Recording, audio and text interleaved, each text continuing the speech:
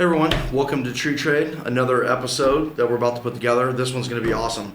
So we're going to talk about hedging and why that's important, how we're able to provide you the capabilities of actually hedging not just a single bot, but as a network as well, and how we're putting this together for a lot of our clients, portfolio based. And we're going to walk you through that. It's going to be pretty awesome. So without further ado, let's walk them through. So let's start out with what is hedging, right? Right. What is hedging? Why do we hedge? Why do we do it? A lot of people have heard the term, but they don't know what it is, right? Sure. So it's common. It's common in the trading industry, but very few people know specifically what it means and why we do it, right? Right. So there's also there's many ways to hedge. But as yeah, well. we're going to talk about hedging futures positions in this podcast. You can obviously hedge with options and do a lot of other types of more exotic strategies, but we're specifically referring to futures day trading here. Nice. Okay, so basically, hedging in the purest sense is taking one instrument, right, and then trading against it, using it sort of like an insurance policy, right? So let's use the NQ. Everyone's familiar with that, right?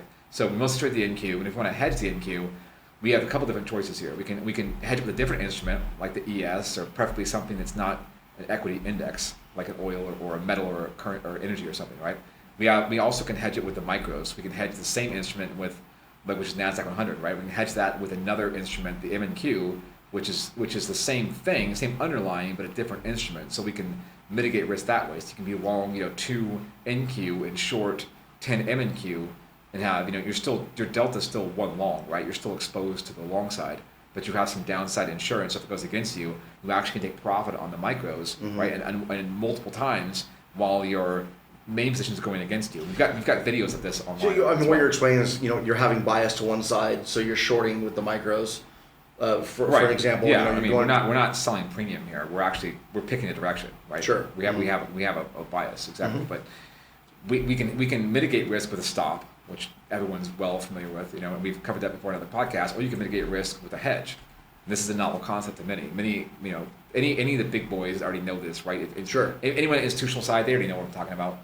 Most retail guys, though, they're not familiar with this concept, right? So we just put a video up recently on YouTube, trading with no stops. We've got the Ripper XAI hedge add-on, which allows you to do exactly this, which we'll cover later in this podcast. But essentially, you can trade, instead of using the tight stop, which can get, you can get hammered and bumped out by any random volatility fluctuation, you cannot get a position, right? So you could be in a trade and you have a 20 tick stop and market goes against you, 22 ticks, takes you out and then shoots right back up. That's pretty much the one of the main reasons of chewing up accounts. Yeah.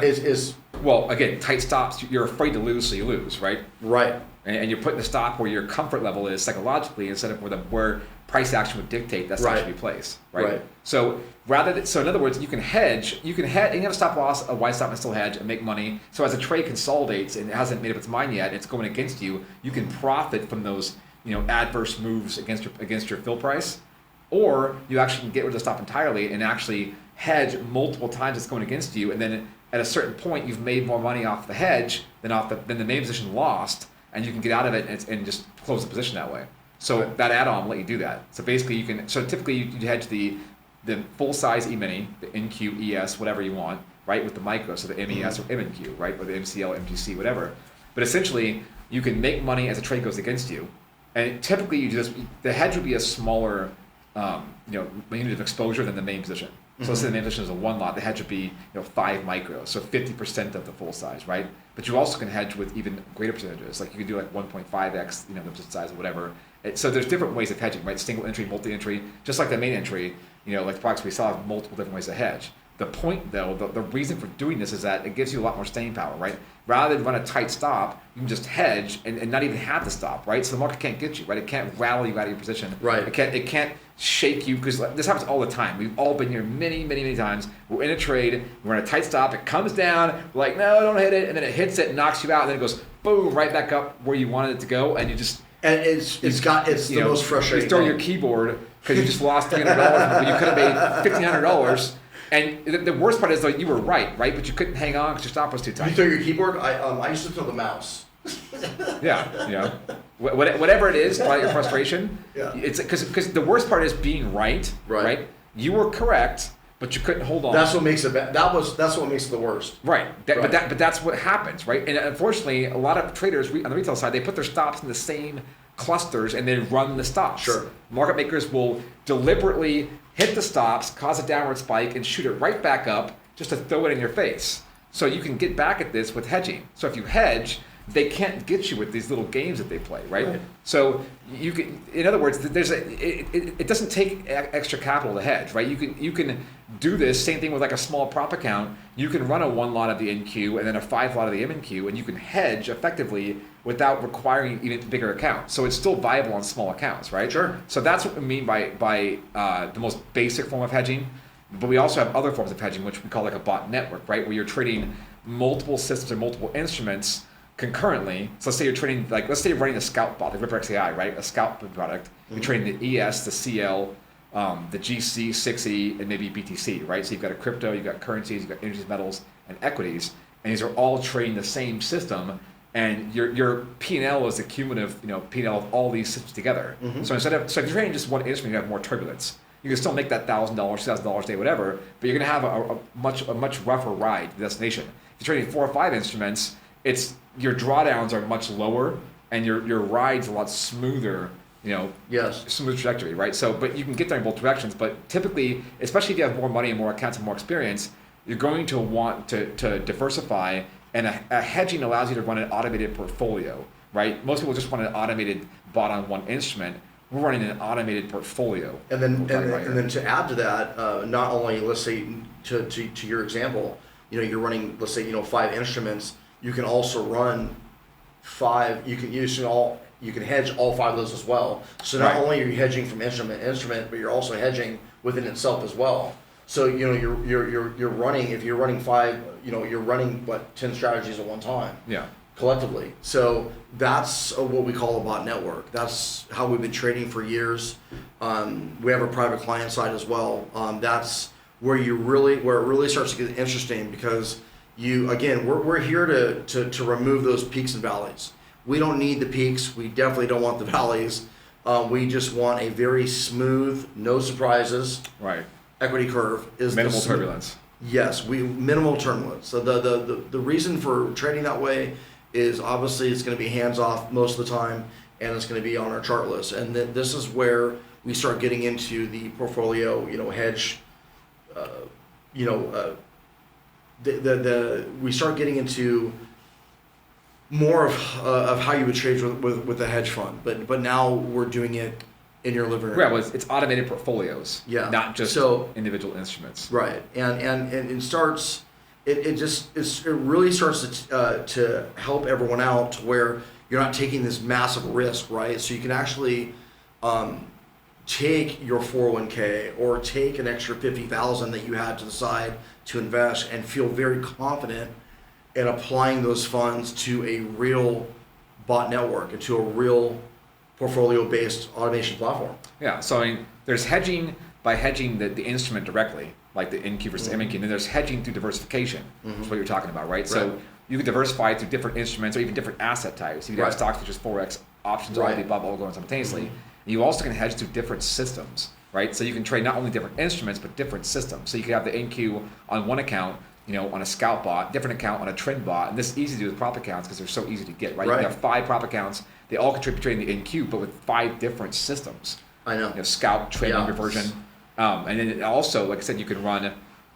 There's just basically an infinite number of combinations you can run. Well, not just that though, but you can take it a step further. You can run, let's say, the NQ over a very large position over a long period of time, right? And then you're scalping. Right. Well, you're talking about so you taking a long-term trend direction, multi-day swing, and then hedging against that with scalps against the retracements on the pullbacks, right? Yeah, exactly. So you're profiting from the retracements. Yeah, exactly. Right in the trend. And there's big moves in the retracements, right? But you're not abandoning the trade. But you're not abandoning the trade, right? Because you're holding the NQ and you're taking the retracements with the MNQ. Yeah, it's brilliant. I mean, this is nothing new.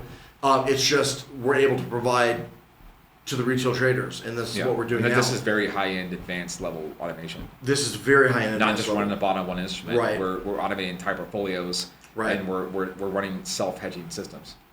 Yeah, it's sexy. It's awesome, and it's it's definitely the next step for retail at least, and we're here to provide that. Yeah. So typically, as you grow, you can. It's totally fine to start out without hedging. You don't need to do this, right? I want to be clear on that.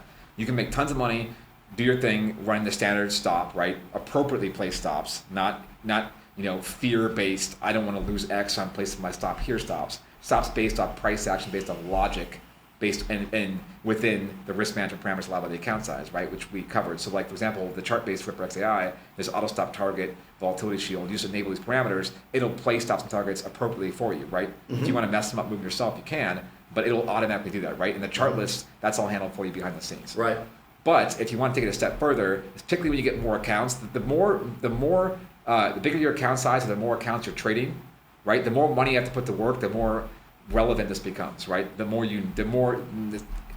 hedging is required. It's basically necessary to run big accounts. I mean, you can actually be quite a bit more aggressive with our hedging platforms. Yeah, because you're not exposed, right? Right, and I think I think most people have a hard time with they get their accounts chopped up. It's just because they're getting stopped out. It's just probably the biggest. I would imagine it's probably the biggest and the most difficult thing. Incorrectly placed stops. It's really frustrating. And over leverage, right? And over leverage. But they go hand in hand. They do. If your leverage is too high, you're naturally going to want to place a tight stop so you take less damage, right? Trading too much, right? Wider stops with smaller positions is always going to be the more recommended, the favorable outcome. No, absolutely. Right? Yeah, for sure. Yeah, and I think as far as psychologically, when you have a smaller position going against the side that you're trading, I think it's psychologically it would help you trade as well. Yeah, well, that's the other thing too. Like nobody wants a turbulent flight or to drive over a bumpy road. Nobody wants to get beat up in route to destination. So if you do this, it's a much smoother. It's less stress, right? Less drawdowns. Well, think about this. Less surprises. Yeah, think about this. If you take out the stop mechanism, and when I say mechanism, just your thought process. Right. Everyone's stressed about the stop. Right. They're watching it oscillate against stop. They're like, please don't hit the stop. Yeah. Please don't hit the stop. And right? I said earlier, when it hits the stop and you get burned, and then it goes your direction, which happens all the time. But when that is gone, when that stop is gone, it's a different mindset. Psychologically, it's going to take a lot of the anxiety out of the trading as well because it's not there. It's not going to get hit. There's nothing there. Right, and you're also not showing your cards, right? Well, market makers, nobody knows what your intentions are. Right. Right. So even from that standpoint, it makes a lot of sense. Sure. Yeah. It's definitely trading is psychologically. It affects us psychologically. So every time we can remove automation, it removes the thought process of the human. Removing the aspect of looking at a stop, that creates a lot of anxiety. But a lot of retail people don't know. That concept is foreign to them. They're not familiar with stopless trading. Like, what do you mean, right? Wait, you can trade with no stops? Yes, you can. Right. And honestly, most of the big firms, they don't use stop. Most of the big investment firms, they don't use tight stop losses. Okay, that doesn't mean that you can't make money with stop losses. That's not what I'm saying here. A lot of the retail guys have to use stop losses because of the account size, right? And that's a viable method if the ratios are correct and the entries are strategically placed, right? Right. But if you're trading big size, they don't need to use stop losses. They hedge to diversification, or they hedge directly, right? If you want a stop position, you hedge with an options contract, puts or calls, whatever. Mm-hmm. You can hedge with the micros versus the full size. So they don't take huge bets with all fully exposed. They're always hedged. It's like an insurance policy, right? That's exactly what that is. So you as a retail trader, you can still trade that way, right? You can trade that way, but you don't have to have the same huge account to trade that way. Yeah, it's not so much. I think a lot of traders that get stuck. It's not so much having a huge account have big winning days. I think, and I'm going to speak for everyone here. I actually think they would more enjoy more consistency, to be more effective, more of a positive outcome. 4 days out of the week. Other than making one really good 2 days, they knocked out of the park, and the other 3 days they got destroyed. I think a lot of people at the end of the day, they just want to be more consistent. Strategic, more consistent, business-like way of running it, right? Yeah, and I think most people, if they actually felt consistency, they actually would train themselves not to go back to they that have habits. less of a need to plunge and swing for the fences because They're trying to make up. right. Yes. That's another good point, right? If you take a bunch of losses, you want to load up, over leverage, take on bigger size to get back to square even. one, right? Because you feel like, I wasted my time, Yes. this or that. But if you're used to winning consistently, you don't need to do these things. Yeah, right? and you don't need to, you don't need to, to do everything in one day. You're exactly right, Brian. Like, it's the catch-up mentality. And, we've all been guilty of doing that, but it's the catch-up mentality. Or the revenge trading, right? That what it's again, we're using emotions, right? And we've all been caught doing that, and every now and then we do it, and I don't. Well, the thing is, you're going to have the emotion. You just got to condition yourself not to react to it. Right. And now that we have automation, we don't have to deal with that anymore. Sure. Right. Right. The bot's going to do what it was told to do, and that's it. There's no emotion, right? Right. And, and along these lines too, and I don't think I've ever really thought about the psychological part. I just kind of talked about this during the podcast because you know how you do things, but you actually don't think about things that you do. You just do them naturally. Now that you think about that, it actually takes a lot of anxiety out of larger positions that we trade because we don't trade. But with yeah, stocks. nobody wants to take a 30 lot of the NQ with a tight stop, right? You know what I mean? Because you get clipped for 4 figures over some random blip, right? And you're like, Right. you just, You when the trade would have made 5,000 if you just would have held on to it. Right? there goes another mouse. Yeah, right. Whatever. Yeah, or a new iPhone or whatever. So, Yeah. So as we progress here and as we release some of our products, we're just trying to promote more consistency with everybody, and I think we're definitely on a really good track here. Yeah, so let's kind of close with this. So we kind of want to talk about specific products. So you've got your private client networks, right? So kind of elaborate on how they can hedge using those products, right? How is that available to the client? Yeah, so everyone comes to Tree Trade for their own reasons, right? Some guys want to allocate a lot of their funds that are sitting on the sidelines, and there's a lot of clients that have a certain amount of money in hedge funds, and they don't see those funds for quite some time, and then they also have their most of their funds are with the larger banks, which you have small moves. The last year's been not really indicative of how it normally pays out. Last year was really good. The S&P was really good, so the portfolio was really shot up last year. But again, it's not indicative of a normal return. So last year was kind of an anomaly. But in general, we have a lot of clients that want to allocate a lot of their funds with the big banks. And they come in and they don't want to take a lot of risk. I mean, they want to make more money than they normally would with the bigger banks, but they don't need to swing for the fence. And that's what Brian and I, we don't do that either. We don't promote that. We don't want you to do. Now, there's nothing wrong with doing that, and I think I talked about that in another podcast. Feel free to sift through those. It's okay to swing for the fence, right? But do it with a small portion of your portfolio. Well, if you're going to do it with profit, right? Right. But we're talking about the private banking, private client side of Tree Trade, and that's what we do. And we only promote a spectrum of our bot networks. We only promote diversification through many of our applications all simultaneously. And that's what a lot of our clients, love. They can literally go about their day and make large returns on their own accord. Like, in other words, they have full control of their funds. They have full control of when they want to trade, full control of if they want to be a little bit more aggressive. Because our platforms that we have in place, they're not built to swing for the fences. They're also, they're not stagnant either, by all means. I mean, we're not afraid to trade. We're very aggressive, but we're not aggressive with our clients. We'd be a little bit more aggressive with ourselves, of course. But so we have the private side, and that's with somebody that wants to trade on the private side. If they have accounts that are, I would say the minimum would be about 250,000. You want to have larger accounts because, again, we talked about risk. We talked about trading appropriately. So, if we're going to invest what it costs for the automations and the networks, we need to have enough money to not only make it worthwhile, but also they need to be able to function appropriately, right? I mean, if you're stretching and allocating over your funds over 5, 6, 7 instruments, and every one of those instruments has 3 or 4 strategies, that are in play, you can imagine, when you're running let's say a 10, 20 lot over, running 12, 13, 18 strategies simultaneously, you can start trading a lot of money. Yeah, your there. net exposure is high. Your exposure is high. So, but at the same time, your exposure is high, but your risk is very low at that point.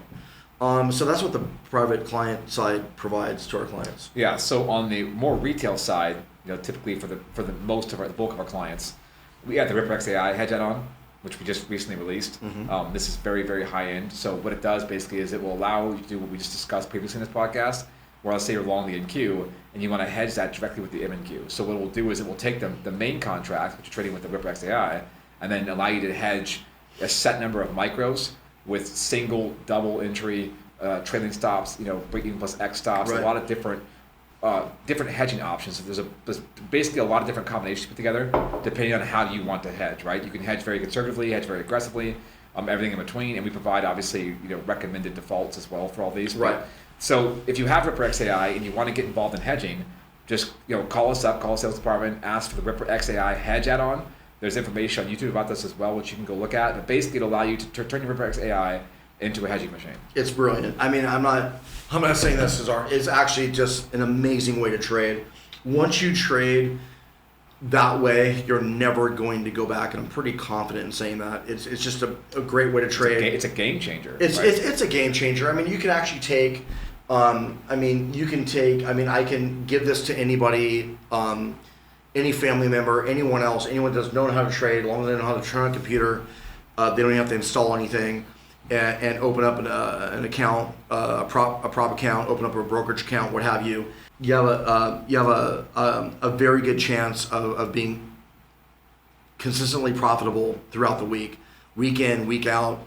Sometimes you'll have a couple of down days, but the down days aren't very big, right? And then you'll have really good up days, but most of the time you'll do very, very well. And I think and we touched on this earlier, the more clients that go down the road of hedging and just remove the stops from their life, they're going to find that the anxiety is actually going to go away, because you can only be wrong so much, and the amount of money that you lose from having your stops too tight is astronomical. I mean, you guys can answer for yourself. Yeah, those are the two biggest offenders. Yeah, how much leverage and tight stops. Yeah, how much money have you all lost for having too tight stops, and then you're getting slipped, you're getting crushed on your stops. It's so frustrating.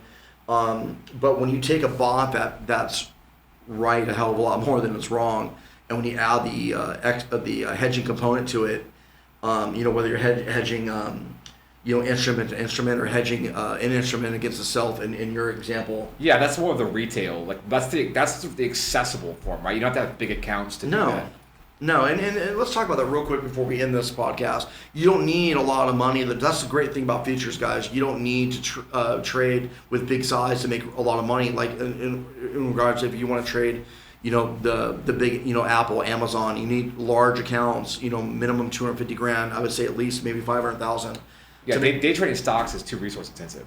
Yeah, I mean taxes are too high. Yeah, you can actually knock it out of the park with 25,000, 30,000 to start. You don't need a ton of money, and that's trading real money. Of course, we have prop firms too, but not to go on another tangent. But futures is a great way to make money. And obviously, there's tax benefits as well. Yeah, that's pretty much it. So if you've got a lot of money to put to work, inquire about the private client services and get a bot network, right? So you're trading multiple instruments and systems, and you're managing, $250,000+ portfolios. If you're a retail trader just getting started, or you want to add to your existing what you're doing now, just get the Ripper XAI. If you already have that, get the Ripper XAI hedge add-on, or you can buy them both together at a discount. It's a package deal, right? And that way you can use accounts as small as 30,000, real money, or 50,000 or so on the prop accounts, and actually put together the same strategies the big banks are using, direct hedging from the retail side, right? So you're basically, like I said, Wall Street to Main Street, right? We say it all the time, it's kind of cliche, but that's what we've done here, right? That's literally what we've done. We've taken the same stuff that was inaccessible before to the masses, right? And brought that down to the retail trader. And just to give you guys a little bit of blurb, probably we weren't going to talk about it, but we do have launching here shortly the world's first automated retail trading mobile application. So we're really excited about that. Put a lot of money and effort went behind that, and that goes hand in hand with our chart lists. It works well with RipperX AI too. It's just it's definitely built for hands off. It's built to fully run our passive platforms and to fully be passive, and it's really exciting. We can't wait to show you guys those applications here shortly in the coming weeks and the coming months, and we have a few other things that are going to be groundbreaking as well coming out. For those of you that want to get started, go to TrueTrade.io and click the Let's Get Started button, and we can have a conversation and move forward. Okay, take care, guys.